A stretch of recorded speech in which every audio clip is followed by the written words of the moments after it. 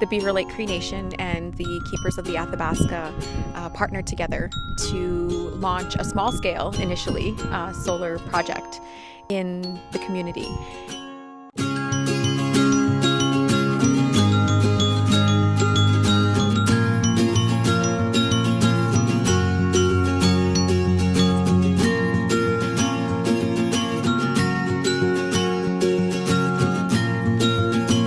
When we initially went to launch the project, it started out as a 6 kilowatt solar PV project, which then ended up warping into a 24.65 kilowatt project that we have now installed on the Beaver Lake Cree Nation Amiss Community School.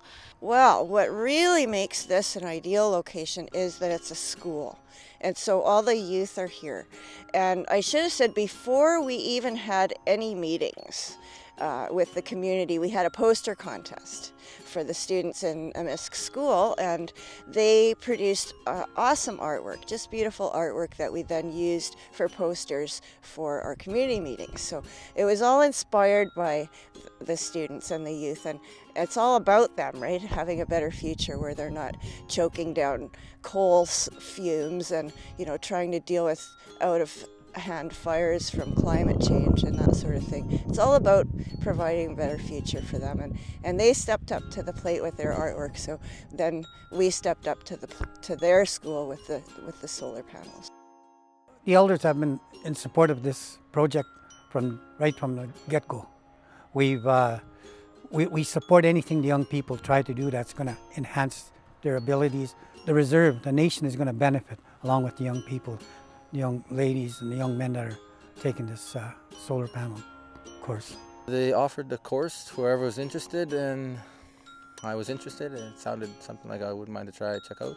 Lessening our carbon footprint, which is kind of good for ourselves and for our community. The cost is actually one of the cheapest forms of electricity you can generate over a 30-year period. This is because you're essentially locking in your own rates for 30 years based on your upfront cost of the array. There are a lot of myths out there about solar, and this will dispel all of that. It'll change the language of our children.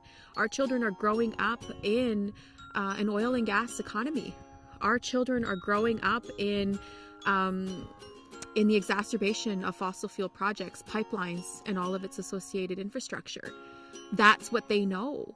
And by bringing this energy sovereignty project into our community and showing what banking on the sun is versus on, the scarcity of a non-renewable resource, changing the language for our children, changing the way our children are educated.